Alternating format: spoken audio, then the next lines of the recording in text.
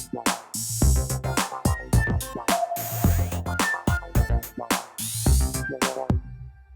did it get to 3 a.m.? I wish that I could call, but I know that you're probably asleep.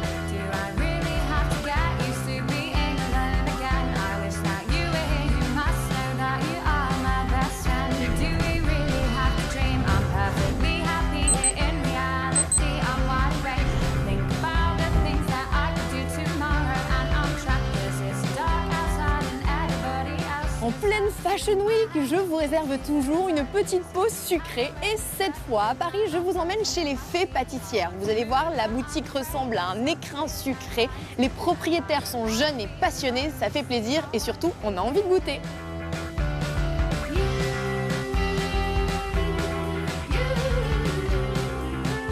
Alors, qui sont les fées? C'est vous deux? Alors, nous sommes les deux fées, voici notre prince. Ah, mais quel prince!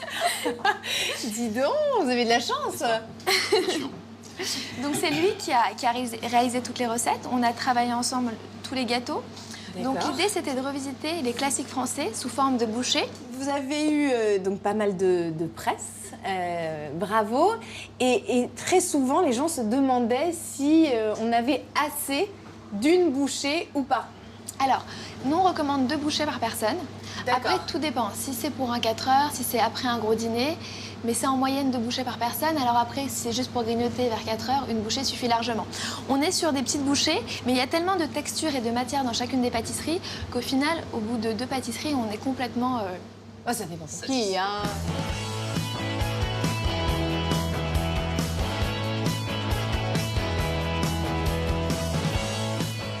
Ah, mais c'est petit en fait.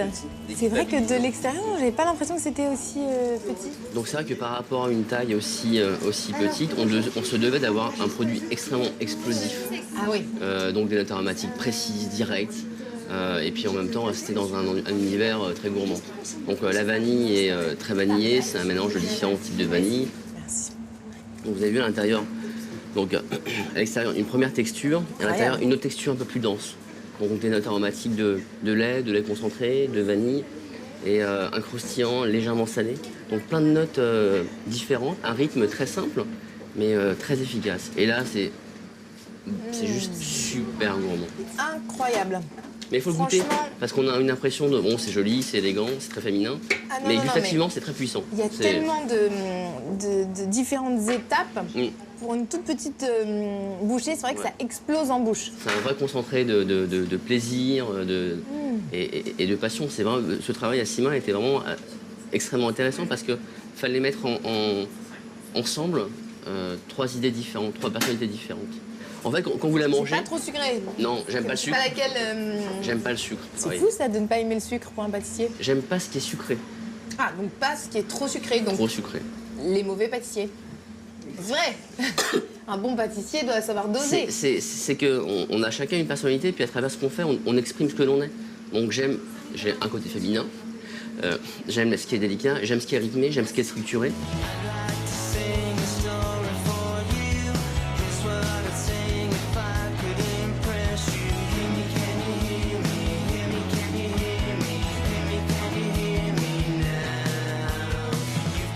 Ça, c'est encore un univers complètement différent. La vanille est élégante, structurée, et là, c'est juste gourmand. Complètement Chocolat blanc. inattendu surtout, on sait jamais ce qui se cache à l'intérieur.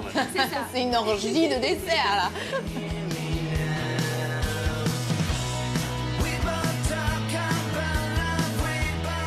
Vous travaillez encore donc au Trianon de Versailles. Absolument. Donc pour vous, c'est quand même assez unique d'avoir pu ouvrir votre propre endroit, parce que j'imagine que c'est le vôtre à tous les trois. Et en même temps, de continuer à travailler dans un très grand établissement. Racontez-nous un petit peu votre parcours. Donc j'ai fait un apprentissage en boutique, tout ce qui est plus classique. Je suis entré après au Ritz en tant que commis. Du Ritz, je suis allé à l'hôtel de Crillon, donc en tant que chef de partie puis sous-chef, donc de Christophe Felder. Du Crillon, le Georges V, l'ouverture. Et à 27 ans, j'ai intégré le Ritz en tant que chef pâtissier. Donc j'ai travaillé avec Michel Roth pendant 7 ans et demi. Et du Ritz, je suis allé au Trianon Palace Versailles. Ah oui, vous n'avez pas choisi n'importe quel prince, les fées. Ça fait des années qu'elles vous voient.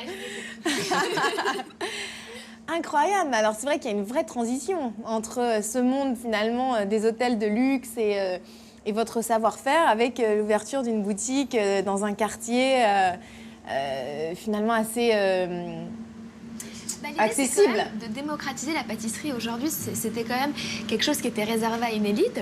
Et nous, l'idée, c'est justement de l'apporter à tout le monde. Donc, on a un des plus grands chefs avec nous qui fait partager ce produit. Et la pâtisserie, d'abord, c'est un partage. Et donc, il n'y a pas de limite sociale. Et donc, c'est ça un peu l'idée de la boutique aussi. C'est assez unique, vraiment, ce que vous faites. Enfin, bravo, parce que...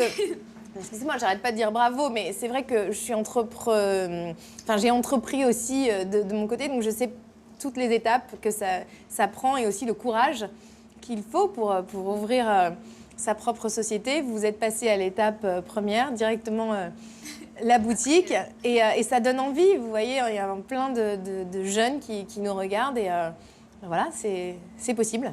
Tout est possible. Avec ou sans baguette magique.